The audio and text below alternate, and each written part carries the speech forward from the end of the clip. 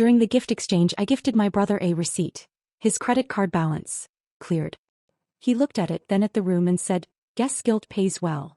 Laughter filled the house. I walked over, took the receipt back and said, "It sure does." 10 minutes later, his phone started buzzing with reverse charges. "My name is Harper and I need to tell you about the Christmas that changed everything in my family."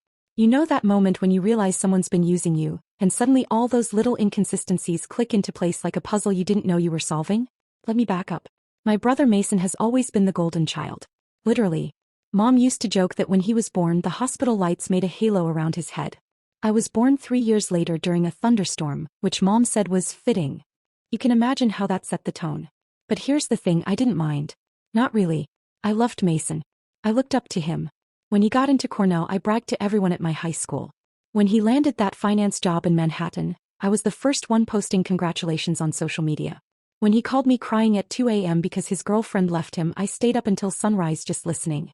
So when he started asking to borrow money last year, I didn't hesitate. First, it was $500 for a security deposit on a new apartment. Then $1,200 for a car repair. Then another $800 for something vague about a work conference. By November, I'd lent him over $8,000. Do you think that's too much to lend family? I kept a note on my phone with every amount, every date. Not because I didn't trust him, I did. I just wanted to remember so when he paid me back I could make sure it was all accounted for. That's what you do for people you love, right? I work as a pediatric nurse. My salary isn't bad, but it's not finance sector money either. That $8,000 represented months of extra shifts, skipped dinners out, a canceled vacation to Portland I'd been planning with my best friend Lacey. But it was for Mason, so it felt worth it. Then December rolled around and our family decided to do Christmas at my parents' house in Vermont like always. Mom called me 2 weeks before to coordinate. "Harper, honey, what are you getting Mason this year?" she asked. "I haven't decided yet," I said, watching the snow fall outside my apartment window in Boston. "Maybe a nice watch?" "Oh, that's sweet. He's been working so hard. You know, he just got promoted." I didn't know. Mason hadn't mentioned it when he'd asked for another $600 2 days earlier for unexpected medical bills. Something shifted in my chest. Like a door opening in a dark room. "Mom, did Mason mention anything to you about money problems?" I asked carefully. She laughed. "Money problems? Sweetie, he just bought a new Audi. He showed us pictures. Said business is booming." I sat there in my scrubs, fresh off a 12-hour shift, staring at my phone. A new Audi. The next day I did something I'm not proud of. I checked his Instagram, which I usually never do because honestly, who has time? There he was, at some rooftop bar in Manhattan. Tag location, The Crown. I looked it up. Cocktails started at $24. 3 days ago he told me he couldn't afford groceries. Have you ever felt your entire perception of someone shatter in real time? It's not like in movies where there's dramatic music. It's quiet. It's just you and the truth sitting in your studio apartment, realizing you've been played. I called Lacey. "He's been lying to me," I said, my voice surprisingly steady. "What are you going to do?" she asked. And that's when the idea started forming. Not revenge exactly, more like clarity. A demonstration. A mirror held up to show him exactly what he'd been doing. I started planning, and let me tell you, by the time Christmas arrived I had something special prepared for my dear brother. Something that would make this holiday unforgettable. What I didn't know was that my little gift would trigger a chain reaction that would explode our entire family dynamic in ways I never could have imagined. But that realization was still days away, and I was too focused on Christmas morning to see what was really coming. So Christmas Eve arrived and I drove up to Vermont with my carefully wrapped gift sitting in the passenger seat. The whole drive I kept glancing at it, second-guessing myself. Was I being petty? Then I'd remember the $8,000. The canceled vacation. The lies. Oh, I was being honest. Finally. My parents' house looked like a Hallmark movie set. Twinkling lights, wreaths on every window, smoke curling from the chimney. Dad greeted me at the door with his usual bear hug. Inside, Mom was fussing over the dining table and there was Mason sprawled on the couch like he owned the place, scrolling through his phone. "Hey Harp," he said absently. That night over lasagna, Mason talked about his promotion. Oh, now he mentioned it, and how challenging but rewarding the work was. I watched him perform this careful presentation of the struggling but noble young professional. "It's been tough," he said, sighing dramatically. "Really tough. But I'm managing." I took a sip of wine. "I bet." Halfway through our traditional viewing of It's a Wonderful Life, my phone buzzed.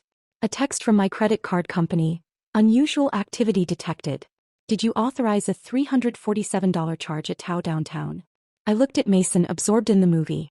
My brother had stolen my credit card information.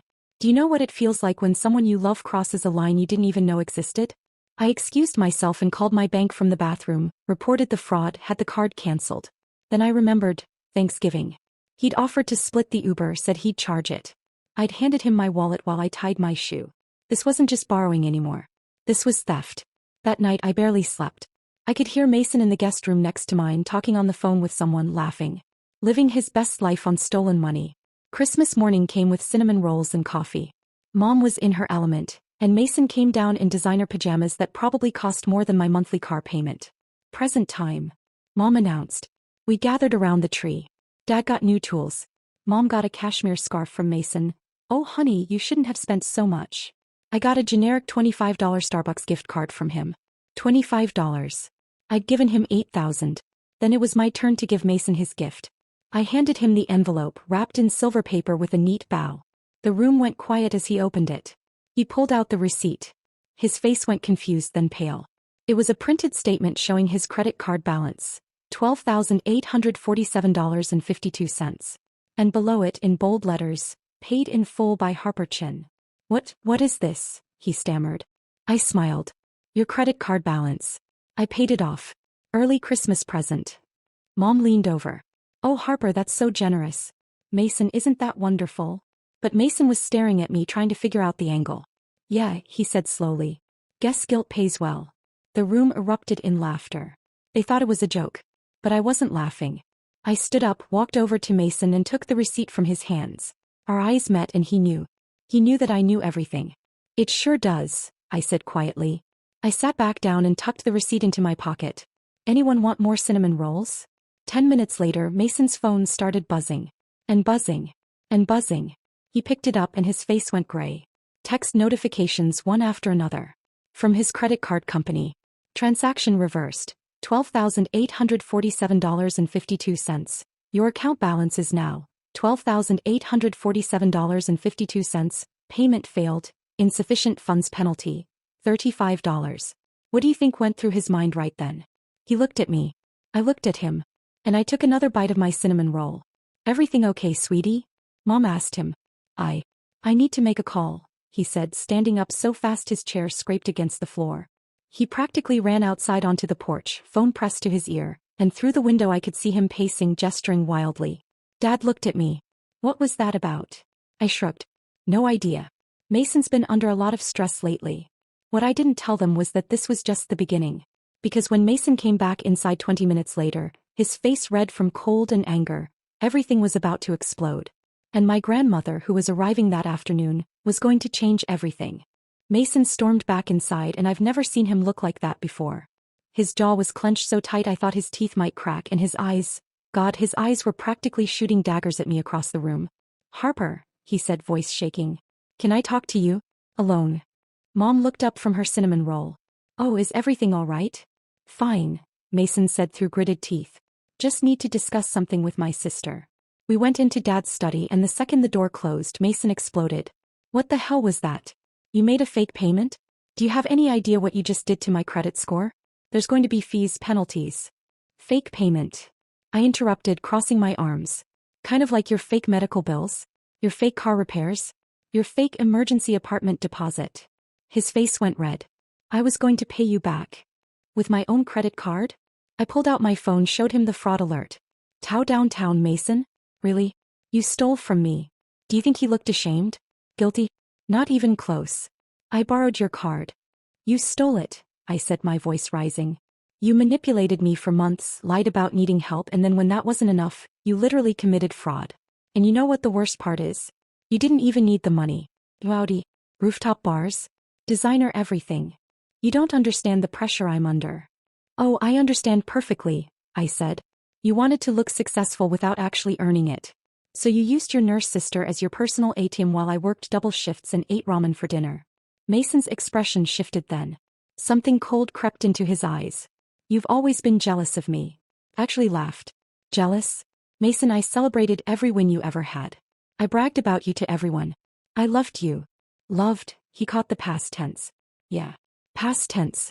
Because the brother I loved wouldn't steal from me and then act like I'm the problem for calling him out. A knock on the door interrupted us. Dad poked his head in. Everything okay in here? Your grandmother just arrived. Perfect timing. Because if anyone could cut through Mason's BS, it was Grandma Diane. We filed back into the living room where Grandma was taking off her coat. She's 78, sharp as a tack, and takes zero crap from anyone.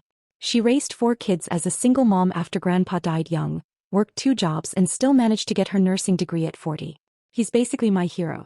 There they are, she said, pulling me into a hug. Harper, you look thin. Are you eating? Working a lot, Grandma. She held me at arm's length, studied my face, then looked at Mason. Her expression cooled about 10 degrees. Mason. Hi, Grandma, he said, trying to smile.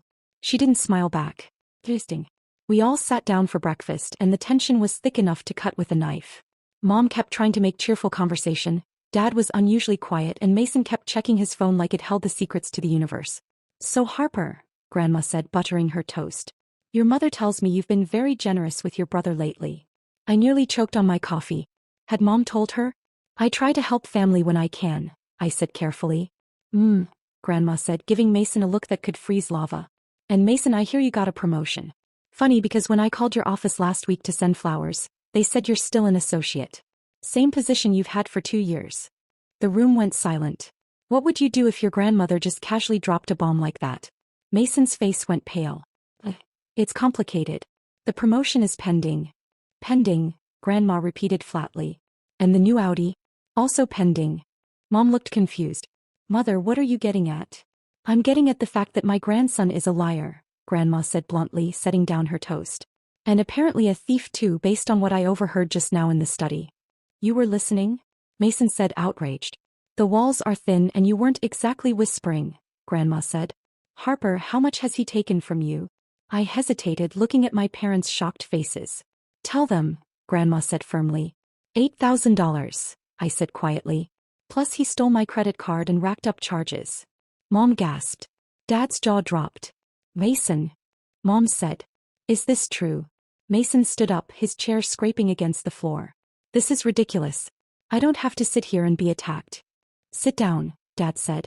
I'd never heard that tone from him before. Dead serious. Mason sat. Did you take money from your sister? Dad asked. I borrowed it. Did you pay her back? Silence. Did you steal her credit card? More silence. Answer your father, Grandma said. Mason's face crumpled then, and for a second he looked like the little boy who used to cry when he lost at board games. I was in trouble, okay? I had debts, I was trying to keep up appearances for work, networking costs money. So you robbed your sister? Dad said, his voice rising. Your sister who works herself half to death helping people? I was going to pay her back. Mason shouted. When? I asked. When exactly were you planning that? Before or after the next lie? He glared at me with pure venom. You know what? Maybe if you weren't so desperate to prove you're the good child, the martyr, you wouldn't be so easy to manipulate. Imagine hearing your brother say that to you. That he manipulated you. On purpose. Mom started crying. Dad stood up and told Mason to pack his things. And Grandma just sat there watching it all unfold, and I realized she'd known. She'd known something was wrong and had been waiting for the right moment to expose it. But what happened next? Well, that's when Mason made a choice that would change everything. Because instead of packing his things and leaving with some dignity, he decided to double down in the worst way possible. And the secret he revealed? It would shake our family to its core. Mason didn't pack his things. Instead, he grabbed his coat and keys, and as he headed for the door, he turned around with this twisted smile on his face. You want to know the truth? He said. Fine. Harper's not the only one I borrowed from. Dad's face went hard. What does that mean? Ask Mom about the $15,000 from the joint account last year. The one she told you went to home repairs. The room went dead silent. Mom's face drained of color. Mason, don't. She gave it to me, Mason continued, his voice cruel now. For my investment opportunity. Except there was no investment. I gambled it away in Atlantic City. And Mom covered for me because her precious boy couldn't fail, right, Mom? Do you think some secrets are better left buried? Dad turned to look at Mom, and I watched my father's face crack open with betrayal. Nancy. Tom, I can explain. $15,000? Dad's voice broke. We delayed your retirement for that. You said the roof needed work, the furnace. I was trying to protect him. Mom cried. He made a mistake, he was in trouble. So you lied to me, Dad said quietly. For a year. You looked me in the eye every day and lied. Grandma closed her eyes and shook her head. Nancy, what were you thinking? But Mason wasn't done. He was unraveling now, desperate to drag everyone down with him. And Dad? You want to know where I learned it from? Remember that business trip to Miami 3 years ago? Mason, stop, Dad said, his voice dangerous. He was with Aunt Brenda, Mason said, looking at me. Mom's sister. They had an affair. 6 months. Mom forgave him. So yeah, this family's built on lies and forgiveness. I'm just following tradition. I felt like the floor had disappeared beneath me. My parents, my solid, stable Hallmark movie parents, had been living a complete lie. Mom was sobbing now. Dad looked destroyed. And Mason looked satisfied, like burning everything down was his final victory. You're sick, I said to him. You're actually sick. I'm honest, he shot back. Unlike everyone else in this room. He walked out and slammed the door. We heard his car start, tires screeching as he drove away.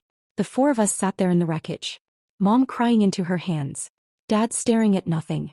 Grandma with her hand on my shoulder. I'm so sorry, Mom finally said, looking at me. I should have stopped him. I should have told you what he was doing. I just kept thinking he'd change. You enabled him, I said, surprised by how calm my voice was. You taught him that lying was okay. That taking advantage of family was okay. Harper, Dad started. No, I said. I need to say this. I loved Mason. I would have done anything for him. And he used that against me because you, I looked at Mom, taught him that love meant covering up his mistakes instead of facing consequences. What would you say to your parents in that moment? Mom looked shattered. I was trying to protect my son. You were protecting yourself, Grandma said gently. From the disappointment of admitting he wasn't perfect. I did the same thing with your brother, Nancy. Uncle Rick. Remember how that turned out? Mom flinched. Uncle Rick was in prison for embezzlement. This family is broken, I said, standing up. And I don't know how to fix it. I started gathering my things. Dad stood up. Harper, please don't leave, he said. We need to talk about this. Talk about what? Which lie? Mason's? Mom's? Yours. I zipped up my bag. I came here expecting family. Instead, I found out I'm the only one who's been honest. That's not fair, Mom said. Fair. I turned to her. I worked myself to exhaustion for Mason. I trusted him. I trusted all of you. And everyone in this room except Grandma has been lying to someone. Grandma squeezed my hand. Stay, honey. Running won't help. Neither will staying, I said. I need space. I need to think. But as I picked up my bag, my phone rang. Unknown number. I almost didn't answer, but something made me pick up. Harper Chin, a woman's voice asked. Yes. This is Officer Patricia Morgan with the Vermont State Police. We have your brother Mason here. He's been in an accident. My heart stopped. Is he okay? He's stable, but we need family to come to County Medical. He's also asking for you specifically. Says he needs to tell you something. Something about money he stole. I looked at my family, broken, messy, complicated, but still mine. And I had a choice to make. Because whatever Mason wanted to confess, whatever brought him to call the police himself, it was going to either destroy us completely or somehow start to heal what had been shattered. But I had no idea which one yet. The drive to County Medical felt endless. Mom, Dad, Grandma, and I piled into Dad's truck in complete silence. My mind was racing. What had Mason done? Why was he asking for me? When we got there, Officer Morgan met us in the waiting room. He's okay physically, she said. Minor concussions, some bruising. But he called us himself after the accident. Said he needed to report fraud, his own fraud. What? Mom whispered. He wants to turn himself in for everything. Credit card theft, falsifying loan applications, embezzlement from his employer. Dad sat down heavily. I don't understand. We followed her to a small room. Mason was sitting on the hospital bed, a bandage on his forehead, looking smaller than I'd ever seen him. When he saw us, he started crying. I'm sorry, he said immediately. I'm so sorry.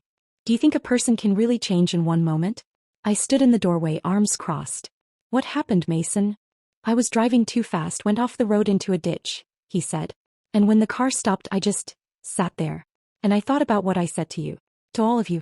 The look on your faces. He wiped his eyes. I've been lying for so long I forgot what the truth even felt like. And I realized, I'm going to end up alone. Or in prison. Or dead. And for what? Mason, Mom started.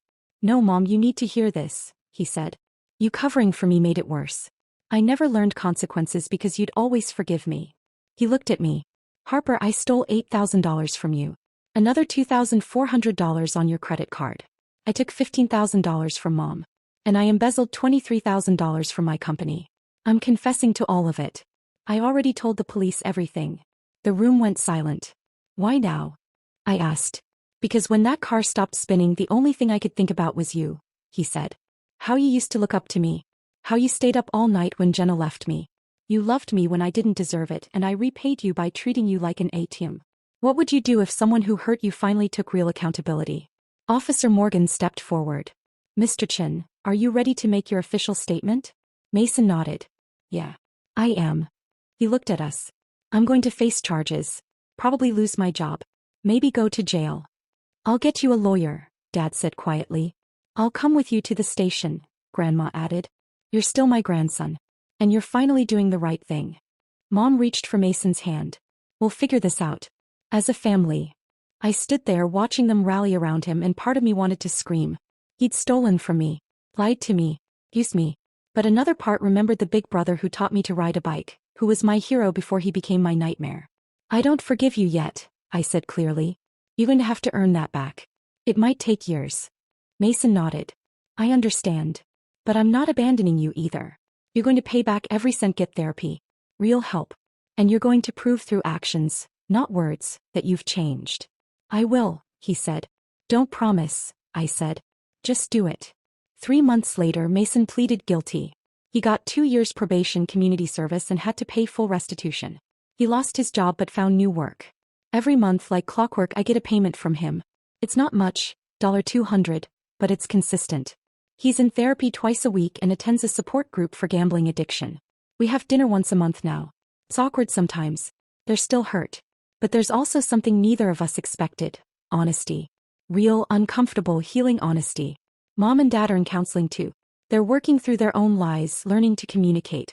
It's messy, but it's real. As for me, I learned that loving someone doesn't mean letting them use you. That family isn't about perfection. It's about showing up honestly even when it's hard. Last week, Mason showed up at my apartment with a small wrapped box. Inside was a simple bracelet with an engraved message. To the sister who saved me by refusing to save me. Yeah, I cried. Our family isn't fixed. Maybe it never will be completely.